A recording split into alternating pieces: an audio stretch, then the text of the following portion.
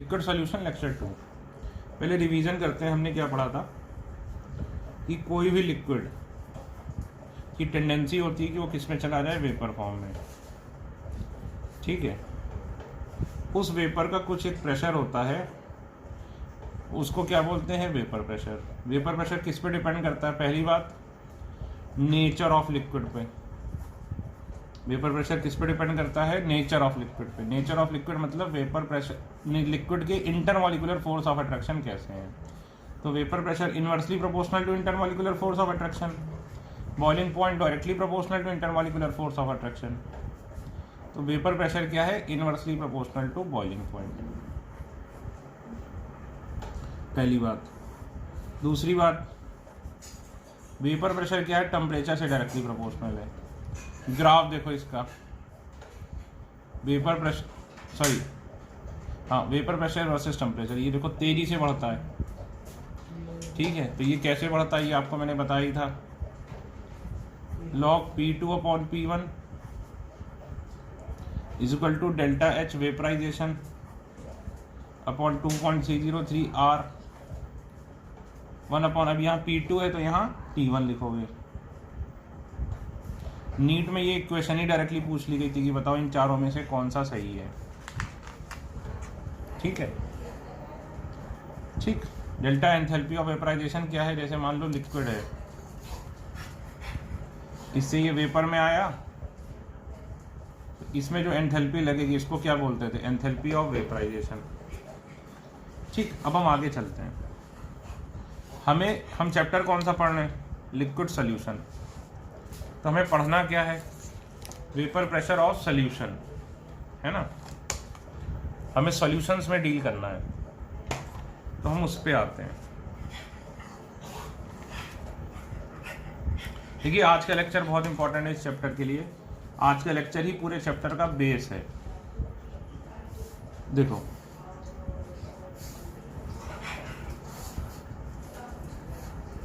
अगर मान लीजिए ये लिक्विड है, ठीक, ये प्योर ए है, ठीक, इसकी वजह से जो वेपर प्रेशर होगा उसको प्योर, नीचे प्योर लिक्विड, उसको दिखाने के लिए यहाँ पर क्या लगा देते हैं? एक नॉट लगा देते हैं।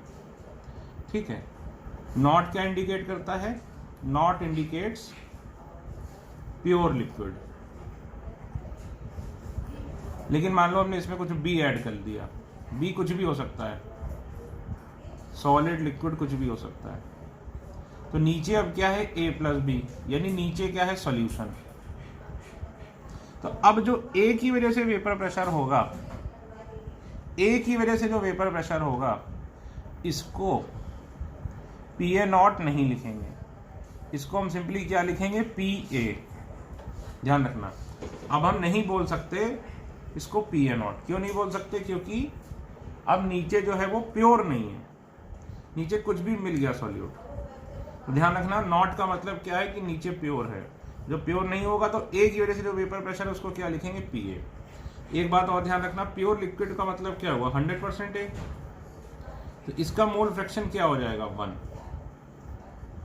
और यहां पर क्या होगा? ए इज लेस देन 100%, यानी इस केस में मोल फ्रैक्शन क्या होगा? नीचे कुछ भी मिला दो, लेस देन 1। ये पॉइंट इंपॉर्टेंट है।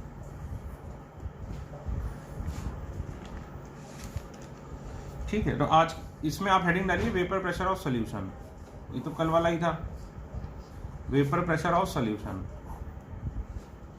ठीक, तो देखिए अभी इसमें मैं क्या सीखा कि अगर प्योर ए है लिक्विड, तो ऊपर जो प्रेशर है उसको किससे दिखाएंगे? पी ए नॉट से।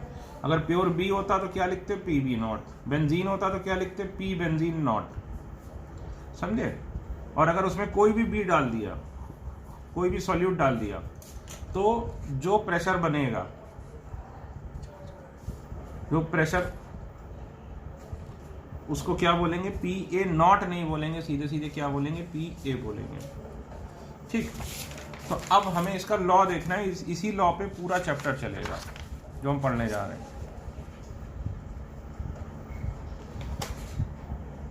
पूरे चैप्टर का बेस ही यही है।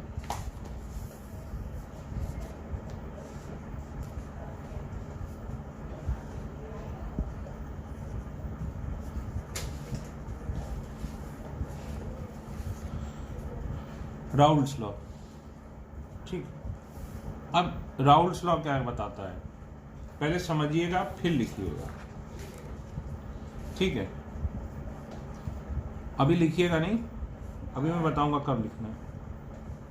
राउल्स लॉ ये कहता है कि मान लो यहां पर क्या था, प्योर ए। ठीक, यहां पर क्या था, प्योर ए। ठीक, तो ये देखो,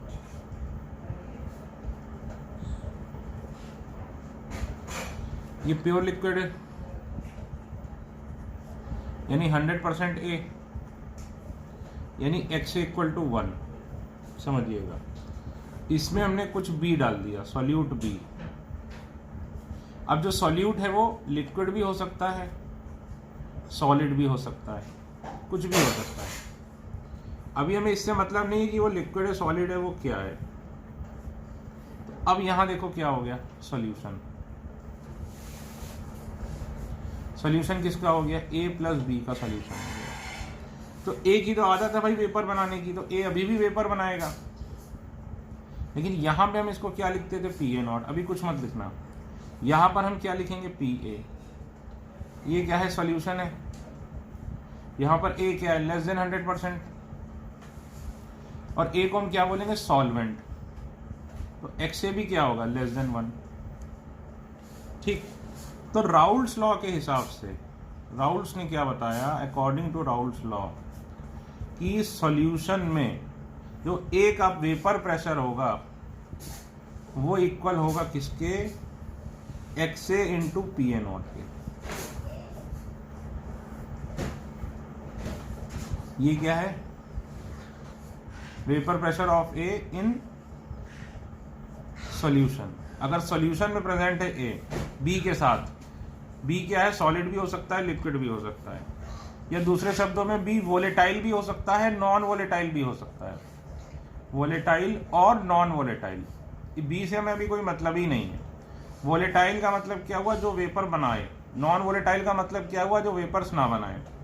तो भाई सपोज लिक्विड डालोगे तो बी भी वेपर बना सकता है, और सॉलिड डालोगे तो बी वेपर नहीं बनाएगा। क्या बोला कि अगर बी डालोगे, अगर लिक्विड डालोगे तो बी वेपर बना सकता है, और अगर सॉलिड डालोगे तो वेपर नहीं बनाएगा। ये वोलेटाइल भी हो सकता है और नॉन वोलेटाइल भी हो सकता है। ठीक है, तो हमें अभी बी से कोई मतलब ही नहीं, हम केवल बात कर रहे हैं किसकी, ए की। तो क्या बोला कि सॉल्यूशन में जो वेपर प्रेशर होगा वो कितना होगा, जितना प्योर स्टेट में था इनटू जितना इसका मोल फ्रैक्शन होगा। इसका सपोज मोल फ्रैक्शन कितना है, XA, तो B का मोल फ्रैक्शन कितना हो जाएगा, XB। और एक चीज याद रखना, XA प्लस XB किसके इक्वल होगा, 1 के। तो यही है राउल्स लॉ। तो ये आपका बोर्ड में भी आ सकता है सच कि बताओ राउल्स लॉ क्या होता है। तो अब हम इसको लिखते हैं, लिखो। अच्छा, अब ये A और B, ये क्या है, सॉल्यूशन। तो खुद बताओ A और B को हम क्या बोलेंगे, कंपोनेंट्स ऑफ सॉल्यूशन, है कि नहीं। कंपोनेंट क्या होता है, जिससे मिल के बनाओ। तो A और B क्या है, कंपोनेंट्स ऑफ सॉल्यूशन। ठीक है ना, ध्यान रखना, A और B को हम क्या बोलेंगे,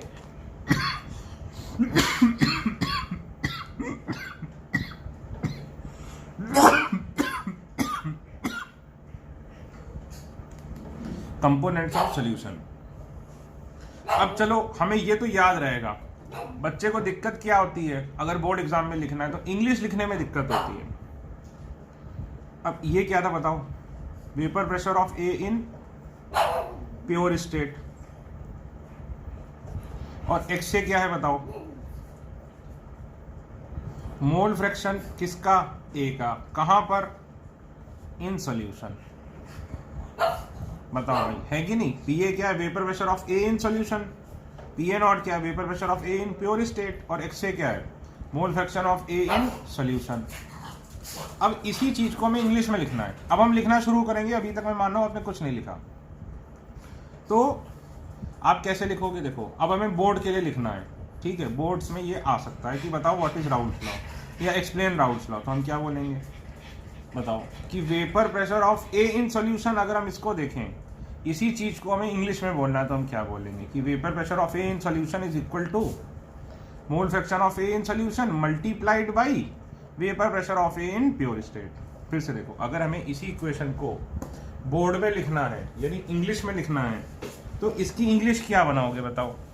इसकी इंग्लिश यही तो बनाओगे कि vapour pressure of A in solution is equal to mole fraction of A in the solution multiplied by vapour pressure of A in pure state. ठीक, तो अब इसी को थोड़ा और बेटर करते हैं। थोड़ा और बेटर कैसे करेंगे सर? अब हम ए तो लिखेंगे नहीं, तो ए था क्या? ए था कंपोनेंट। तो देखो डेफिनेशन कैसे बनेगी, वेपर प्रेशर ऑफ ए की जगह क्या लिखोगे? Of a component in a solution. देखो यही चीज लिखी मैंने। ठीक, अब देखना, ये इक्वल टू है तो क्या लिखूंगा? इज इक्वल टू, ये चीज लिख दी मैंने, इज इक्वल टू। आगे क्या लिखूंगा? ये क्या है? Is equal to mole fraction of a. तो अब क्या लिखोगे? Mole fraction of that component in solution. अब देखो इस साइन को क्या बोलोगे? मल्टीप्लाइड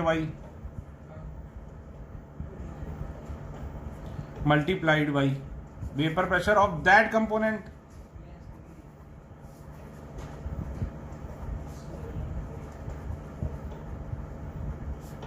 इन प्योर स्टेट। देखो आ गया, देखो हमने लिख ली डेफिनेशन। तो अगर पूछा जाए एक्सप्लेन डाउट्स लॉ, तो अब यहां से हमने लिखना चालू किया, ये लिखा, इसके बाद हम ये लिख देंगे, ये लिख दो इस तरीके से, ऐसे बॉक्स बना दो। ठीक है, ये बना दिया। उसके बाद ये पूरा लिख लो, ये पूरा लिख लो। ठीक, ये बनाओ, फिर ये पूरा लिखो, बोर्ड में तुम्हारे नंबर पक्के।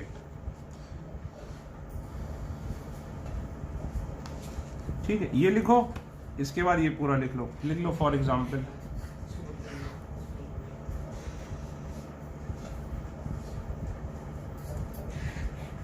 यहां पे हाँ ये लिख लेना, ये क्या है? Vapour pressure of a component in solution. या ए लिखा था ना, उसकी बजाय यहां कंपोनेंट लिख लो। यहां भी मोल फ्रैक्शन ऑफ दैट कंपोनेंट। यहां क्या लिख लो? वेपर प्रेशर ऑफ ए की जगह क्या लिख लो? यहां पे कंपोनेंट, यहां पे दैट कंपोनेंट, यहां पे दैट कंपोनेंट, ये लिखो। ठीक है, तो फिर दोबारा ये मत लिखना। इसकी फोटो बनाओ, ये पूरा लिखो,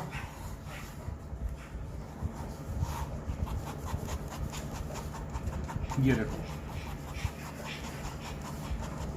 ये पूरा लिखो यहां पर। ठीक है, और ये लिखने के बाद ये लिख दो कि P A is equal to x A P A naught. फिर से बस। ठीक है, अब एक बात बताओ,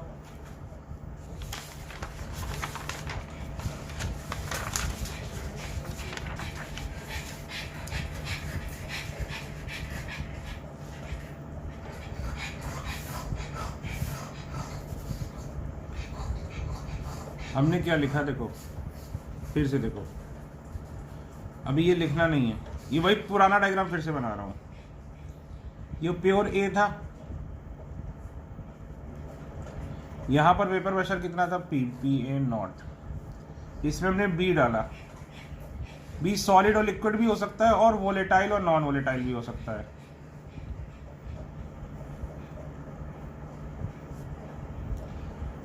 और सॉलिड और लिक्विड फिजिकल फॉर्म हो गई, वोलेटाइल नॉन वोलेटाइल उसका वो हो गया कि भाई वो किस तरीके से है। यहां पर क्या आ गया? ए प्लस बी। ठीक, अब यहां क्या बन गया? सॉल्यूशन। यहां पर क्या था? Pure liquid. तो अब बताओ, यहां पर तो पी ए नॉट था, वेपर प्रेशर ऑफ ए, और यहां पर वेपर प्रेशर ऑफ ए कितना है?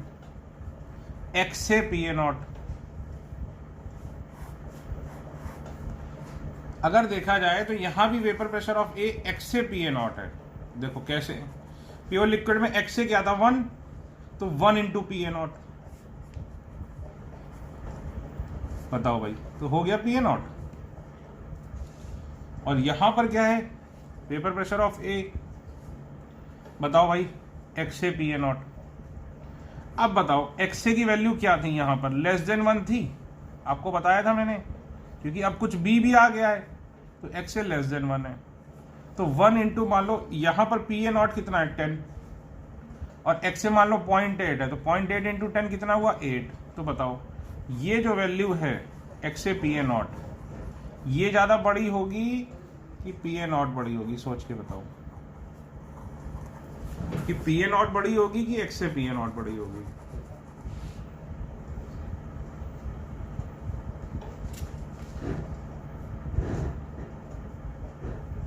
भाई एक्स से लेस देन 1 है, तो किसी भी क्वांटिटी का लेस देन 1 से मल्टीप्लाई करोगे तो वो क्वांटिटी क्या हो जाएगी, छोटी हो जाएगी इससे।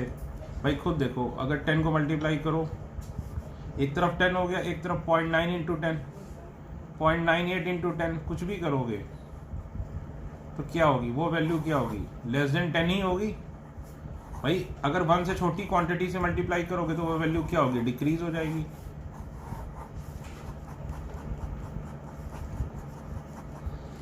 ठीक है, तो इसीलिए ये जो वेपर प्रेशर है ये क्या हो गया, less than p A not. इसका मतलब क्या हुआ, लिखो पहले समझो कि बी डालने से, हम कोई भी बी डालें तो ए की वजह से जो वेपर प्रेशर आ रहा था अब वो कम हो जाएगा। पहले ए जितना वेपर प्रेशर दे रहा था अब उससे कम देगा, यानी प्योर स्टेट में ए जितना वेपर प्रेशर क्रिएट करता सॉल्यूशन में, उससे कम वेपर प्रेशर क्रिएट करेगा।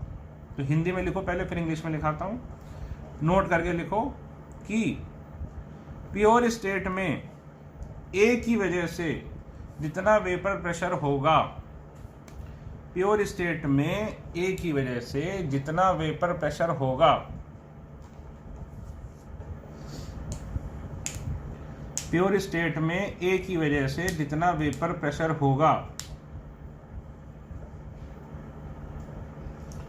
सॉल्यूशन में ए की वजह से, ये रुको, ये पूरा काटो, आसान शब्दों में लिखते हैं, काट दो पूरा।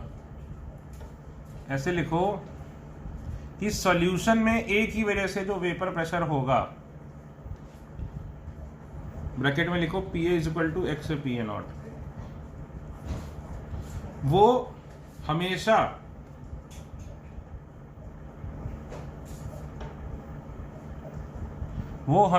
कम होगा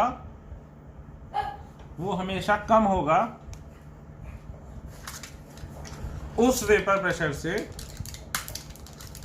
वो हमेशा कम होगा उस वेपर प्रेशर से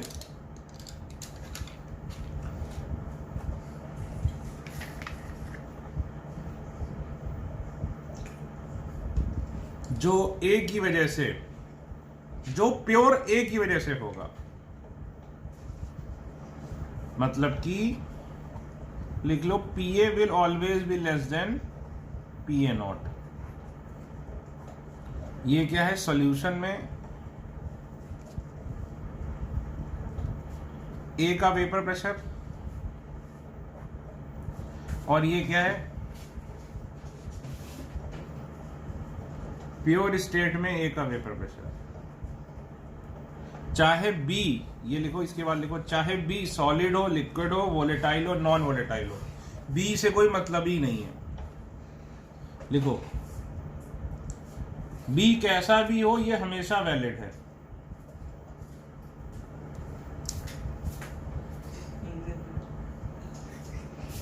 बी कैसा भी हो ये हमेशा वैलिड है। अब लिखो इसी बात को इंग्लिश में लिखो, vapour pressure of a component in solution, vapour pressure of a component, bracket में चाहो तो लिख लो A, in solution always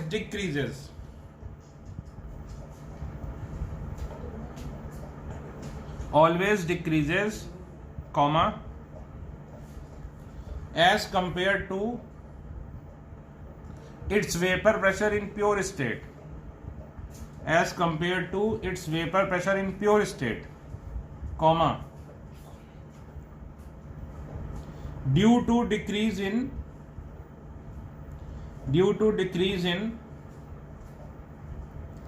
mole fraction of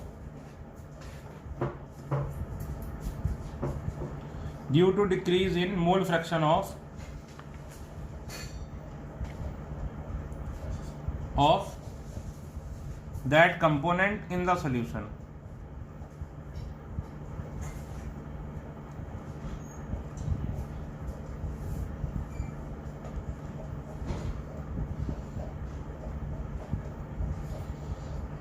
ठीक है, यही बात लिखवाई इंग्लिश में। तो ऐसा क्यों होता, पहले इसको समझते हैं फिर लिखते हैं। सोच के देखो भाई, ये सरफेस है, 1 सेंटीमीटर स्क्वायर सरफेस लिया हमने प्योर ए का। अब ये मान लो 1 सेंटीमीटर स्क्वायर सरफेस लिया हमने सॉल्यूशन का। अब सोच के देखो, जो भी मॉलिक्यूल वेपर फेज में जाएगा,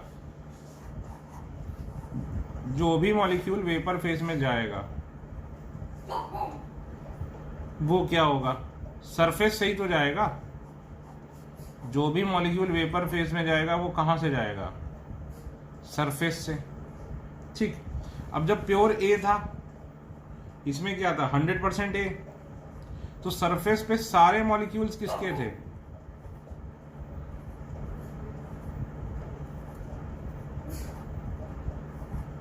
ए के। अब बताओ अभी क्या होंगे, कुछ मॉलिक्यूल्स ए के होंगे, कुछ मॉलिक्यूल्स किसके होंगे, बी के। ये देखो बी के मॉलिक्यूल्स हो गए, बी के, ये बी के मॉलिक्यूल्स हो गए। तो पहले क्या था, 100% जो सरफेस एरिया था वो किसका था, ए का था। अब क्या है कि ए का जो सरफेस एरिया है वो क्या है, कम हो गया। भाई पहले यहां पे सोचो 1 2 3 4 5 6 7 8 9, पहले 10 मॉलिक्यूल्स थे जो ऊपर जा सकते थे। ये देखो ए की बात कर रहा हूं। अब यहाँ पे 1 2 3 4 5 6 ही मॉलिक्यूल है जो ऊपर जा सकते हैं ए के। तो ऑब्वियसली इधर ज्यादा ए के मॉलिक्यूल्स हैं सरफेस पे, तो ज्यादा ऊपर जा सकते हैं, मतलब उनके चांसेस ज्यादा हैं, ज्यादा ए के जाएंगे। मान लो 20% मॉलिक्यूल ऊपर जाते हैं, तो यहाँ पे कितने मॉलिक्यूल है, 10। तो 10 का 20% कितना हुआ, 2 मॉलिक्यूल।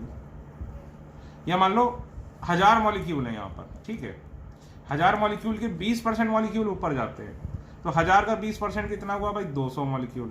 तो यहाँ से 200 मॉलिक्यूल ऊपर जाएंगे। यहाँ पर 1000 थे, यहाँ पे 600 हैं, तो 600 का 20% कितना हुआ, 120। तो यहाँ से 120 ही जा पाएंगे। हुआ क्या, सरफेस पे ही मॉलिक्यूल कम हो गए। यहाँ पे 100% ए ही थे, और यहाँ पर क्या हुआ, ए के कम हो गए सरफेस पे। तो ऑब्वियसली इससे ज़्यादा जाएंगे, इससे कम जाएंगे। अगर ये बात नहीं समझ में आई तो कोई बात नहीं, ये पॉइंट छोड़ सकते हो, इसका एग्जाम से कोई लेना देना नहीं, ये सिर्फ समझाने के लिए था। ये बात मैं लिखा देता हूँ, पहले लिख लीजिए, फिर ये फोटो बना लेना। लिखो, the molecules of, this is because, line change करके लिखो, this is because the molecules of other component cover the surface area of solution up to some extent। बस ये बना लो, यहां लिख लो सरफेस में ए के ज्यादा मॉलिक्यूल्स, और यहां लिख लो सरफेस में ए के कम मॉलिक्यूल्स। और ये आपको दिखाने के लिए डार्क किया है, यहां पे आप बी लिख लेना, रैंडम कहीं भी बी लिख लेना 2-3। ये नहीं भी समझ में आया तो ये पॉइंट छोड़ सकते हो।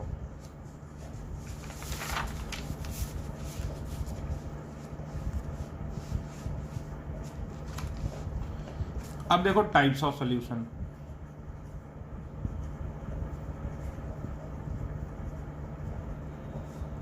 तो देखो 2 टाइप के हो जाएंगे, ऑब्वियस सी बात है। लिखो टाइप 1, भाई ए प्लस बी बना रहे थे, ए बाय डिफॉल्ट हम बोलेंगे क्या, सॉल्वेंट पूरे चैप्टर में, बी को हम क्या बोलेंगे, सॉल्यूट। ठीक है, जब भी मैं पढ़ाऊंगा इस पूरे चैप्टर में, जब भी ए बोलूंगा तो ए का मतलब आप समझना मैं किसकी बात कर रहा हूँ, सॉल्वेंट की, और जब भी मैं बोलूँ बी तो बी का मतलब आप समझना मैं सॉल्यूट की बात कर रहा हूँ। अच्छा, कई बच्चों को कन्फ्यूज़न होता है क्या सर, कि बच्चों को कन्फ्यूज़न ये होता है कि जो सॉल्यूट है वो केवल और केवल सॉलिड होता है।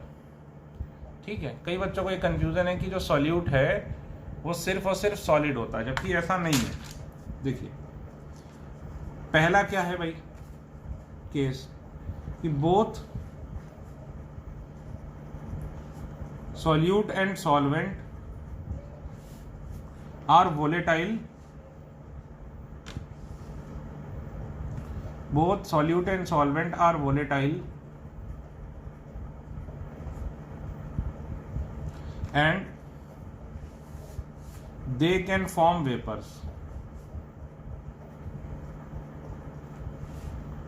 both solute और solvent volatile है और वो वेपर्स दोनों ही बना सकते हैं। जैसे ये देखो एग्जाम्पल, वाटर प्लस अल्कोहल, तो भाई वाटर सॉल्वेंट है यहाँ पर और अल्कोहल क्या है, सॉल्यूट। तो ये देखो, सॉल्यूट जरूरी नहीं कि सॉलिड ही हो, तो यहाँ पर आपको पता है कि ये भी वोलेटाइल है, वाटर के भी वेपर्स होते हैं और अल्कोहल के भी होते हैं। याद करो, स्टार्टिंग में एग्जाम्पल ही मैंने ये लिया था। तो अब जैसे डब्बे में ये तुमने दोनों चीजें डाली,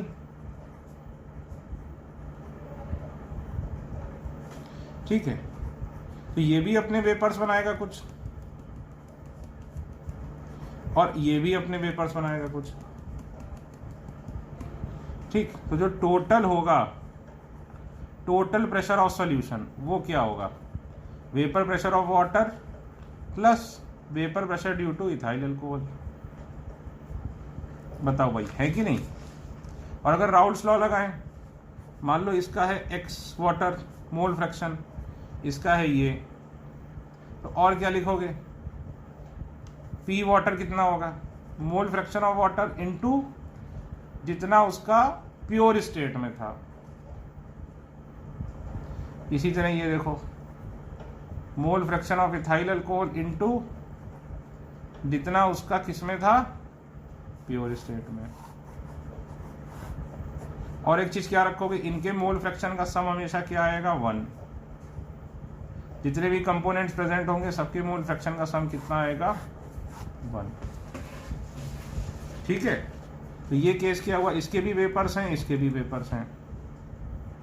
पेपर रेड पेन नहीं है ना, तो मैं, रेड पेन है क्या अखिल, रेड पेन है, रेड पेन नहीं तो मैं ऐसे रेड पेन से डॉट करता तो आपको अलग वेपर्स दिखते, और वाटर से करता तो आपको अलग वेपर्स दिखते। तो ये समझ लो ये दोनों के वेपर्स हैं। आप अपनी कॉपी में क्या करिए, कुछ ब्लू बना लीजिए ऐसे और एक रेड पेन से बना लीजिए, तो आपको और अच्छा लगेगा। ठीक, अब टाइप 2 क्या हो जाएगा,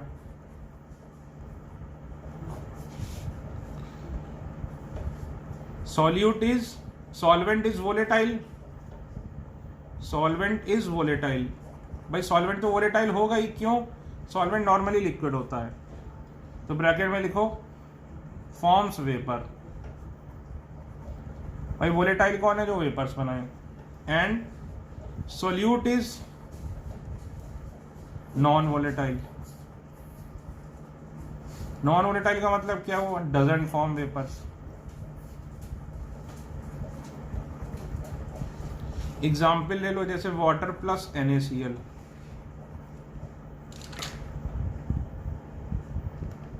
अच्छा जो वेपर प्रेशर वेपर नहीं बनाता, यानी उसका बॉइलिंग पॉइंट बहुत ज्यादा होगा,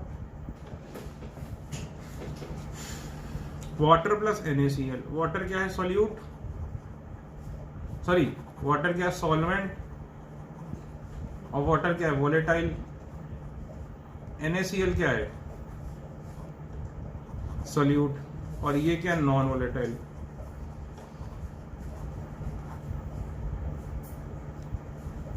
ठीक है,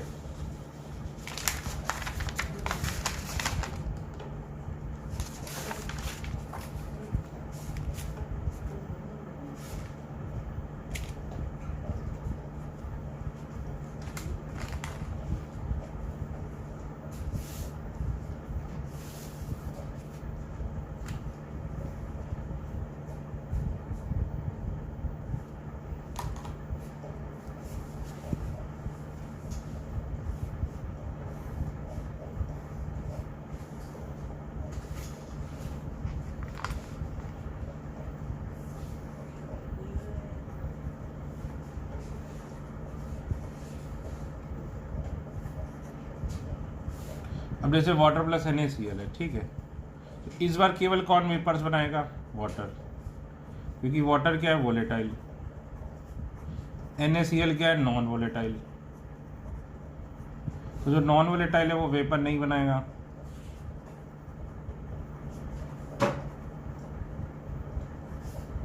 और ये क्या होगा? वेपर्स बनाएगा। ठीक, तो यहाँ पर P सॉल्यूशन किसके इक्वल होगा? केवल P वाटर के। अगर वैसे लिखो तो P NaCl लिखते, लेकिन ये क्या होता है आपको पता है? ज़ीरो, क्योंकि ये क्या है? Non volatile. नॉन वोलेटाइल क्या होता है? जो वेपर्स ना बनाए। तो यहाँ पर P सॉल्यूशन सीधे सीधे क्या हो जाएगा? P water. और P वाटर आपको पता है क्या होगा? मोल fraction of water in liquid state into pressure of water in, क्या बोलेंगे, प्योर स्टेट। ठीक है,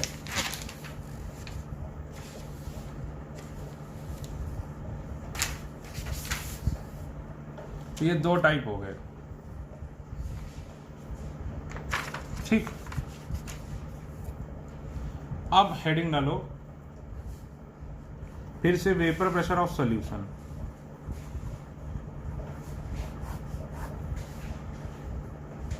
अब हम टाइप 1 को डिटेल में डिस्कस कर रहे हैं। Type 1,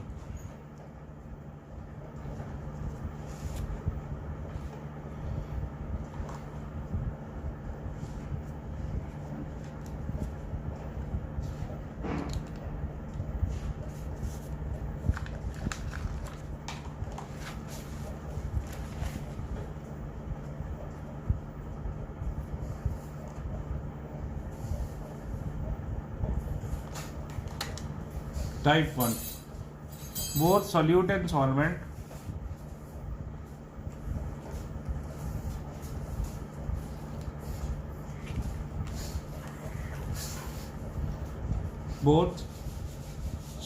solvent are volatile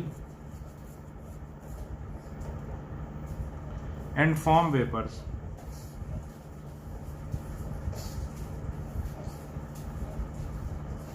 Both solute and solvent are volatile and form vapors.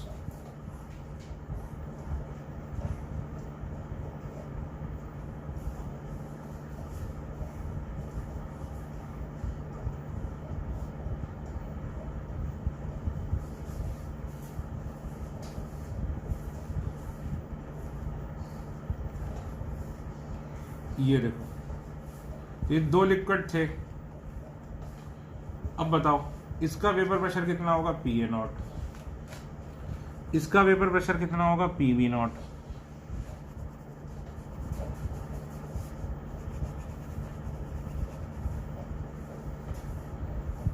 ठीक, इसका वेपर प्रेशर PA0, इसका वेपर प्रेशर PV0। इनको हमने मिला के सॉल्यूशन बना लिया। इसका PV0 क्या है? क्योंकि ये प्योर स्टेट में है।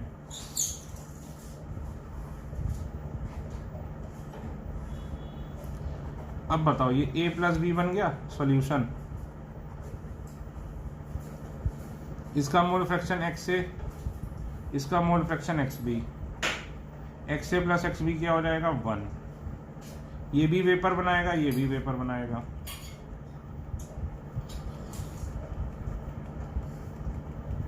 ठीक, इसकी वजह से प्रेशर PA, इसकी वजह से प्रेशर PV। P सॉल्यूशन कितना होगा बताओ? PA plus PV। ठीक, अब देखो,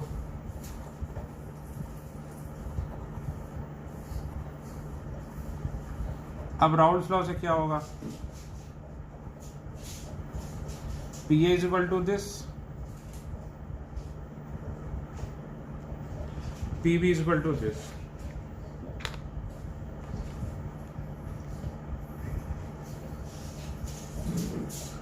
PA is equal to XA PV not, XA PA not, PV is equal to this।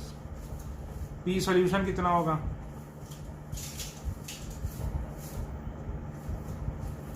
PA plus PV। ये कितना होगा? XA PA naught, XB PV not.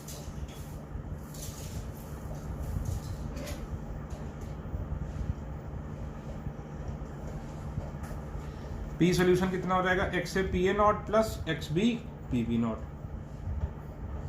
ठीक, ये सब बेटा बगैर देखे आपको लिखना भी पड़ेगा, अभी जितना पढ़ा रहा हूँ अगले और 10 मिनट में।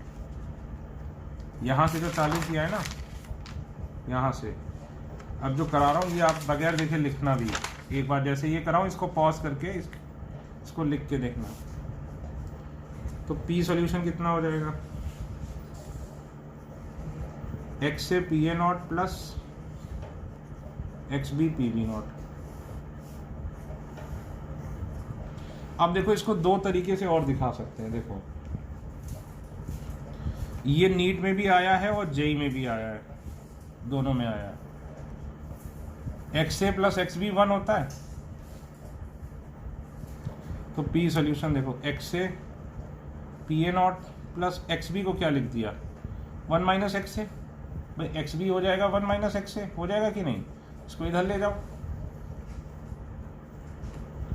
P B not.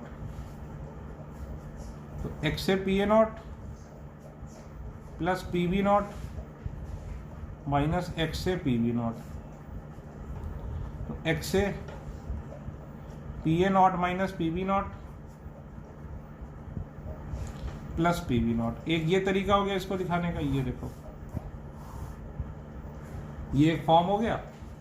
दूसरा फॉर्म क्या हो सकता है, एक्स ए को भी तो हम लिख सकते हैं 1 माइनस एक्स बी। तो क्या हो जाएगा, P solution is equal to P solution is equal to x A की जगह क्या लिख दिया, 1 माइनस, यहां लिख देता हूं, जगह कम पड़ रही। एक्स ए की जगह क्या लिख दिया, 1 minus x B P B naught plus x B, sorry P ए naught plus x B P B naught. तो पी ए naught minus x B P ए naught plus x B P B naught. तो क्या लिख सकते हैं, P ए naught plus x B P V naught minus P ए naught.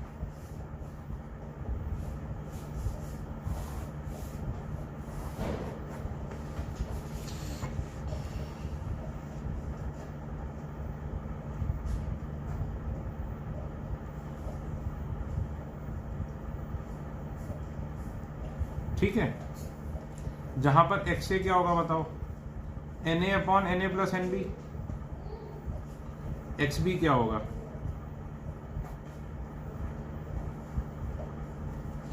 ये x x B क्या है, mole fraction of A and B in liquid state. तो original formula ये है, ये आपको लर्न रखना है राउल्ट लॉ से। ये दोनों लर्न नहीं रखने, याद नहीं करने, ये जब भी होगा आपको डिराइव करने फटाफट। तो ये नीट में आ सकता है, नीट या जेई में इन दोनों में से कोई एक आया है, या तो ये या तो इस फॉर्म में। एक्स ए एक्स बी क्या आते हैं, मोल fraction of A and B in liquid state, mole fraction of A and B in liquid state.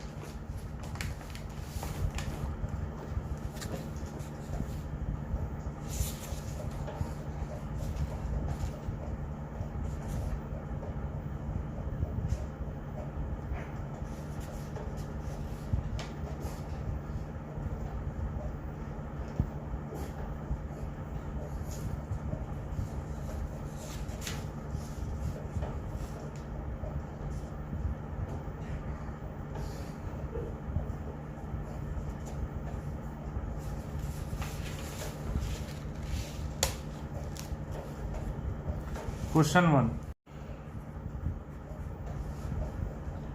3 moles of A are added to 5 moles of B.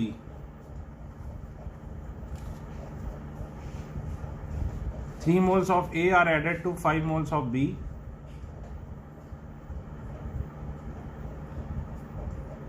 Find the vapor pressure of solution if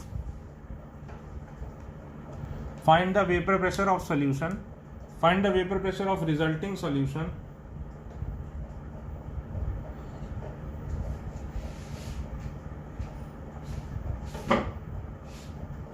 if vapor pressure of A and B if vapor pressure of A and B in pure state are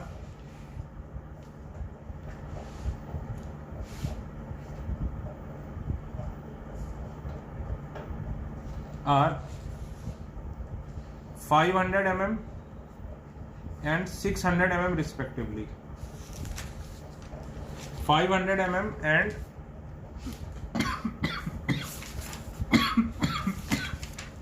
600 mm respectively.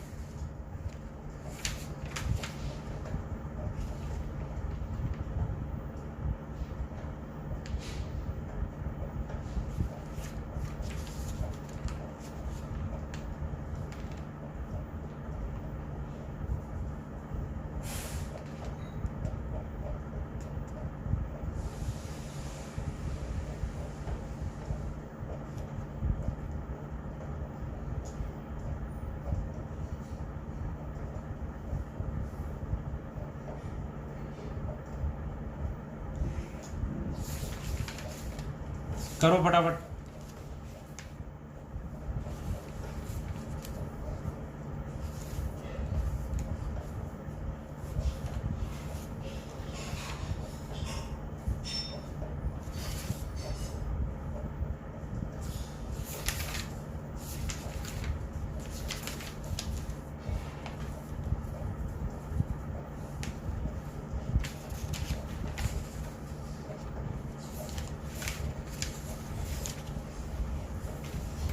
देखो भाई P solution क्या लिखोगे, P A plus P B. अब P A क्या होगा, x से P A not. X से क्या होगा बताओ, ए के moles upon total moles into P A not. तो बताओ एन ए कितना है, 3 अपॉन 3 + 5 इंटू 500। तो पी ए कितना हो गया, 3/8 इंटू 500, तो 1500/8।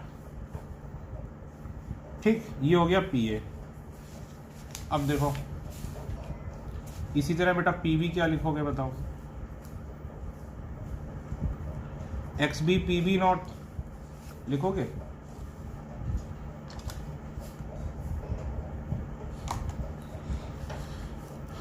इसको क्या लिखोगे, एन बी अपॉन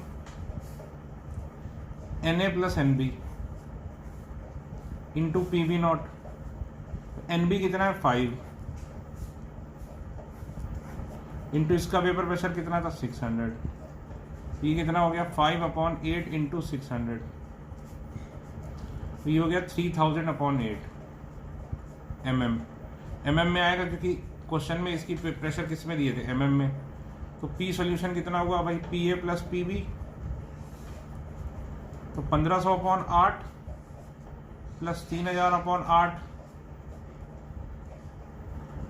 4500/8। तो काटो, ये हुआ 2250/4, ये हुआ 1125/2। तो 1125/2 कितना हुआ, 650, 60। कैलकुलेट कर लेना यार, मेरे हिसाब से 662.5 आएगा।